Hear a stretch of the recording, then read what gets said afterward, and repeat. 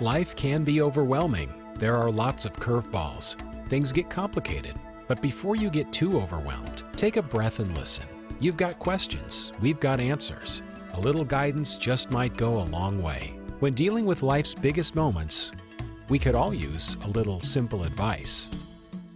So we're really excited now that we have our new place, but we don't know what to do. Should we spend money painting the walls? Should we buy new furniture? Should we spend money on exterior projects like the landscaping? What do you recommend that we tackle next? Well, this is obviously going to be very personal to the both of you, but before you do any major remodeling projects, I recommend just to start small.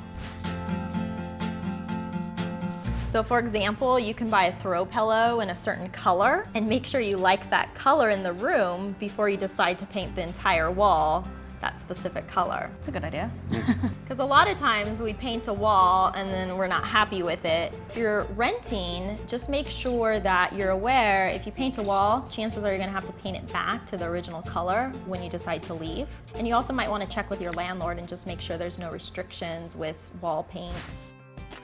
But then I don't know if we should do all the rooms, at once. I don't know if we should just kind of tackle one room at a time. Just go slowly.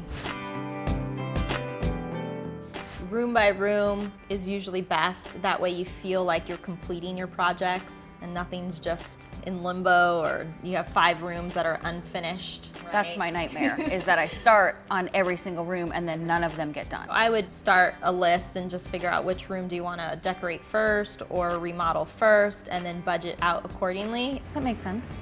And you mentioned like getting rid of old furniture and she's dying for me to get rid of this one chair. I really don't want to, but it doesn't work with the decor and it's a Right. new place and we want it to look nice and we have friends over. If you're thinking about ways to create more space, you can always sell some of your current furniture and then use some of that money to buy the new furniture that you want. Yeah, so you might want to find the new chair first before you get rid of your current chair. That way you'll feel a lot more comfortable with selling your baby, it sounds like.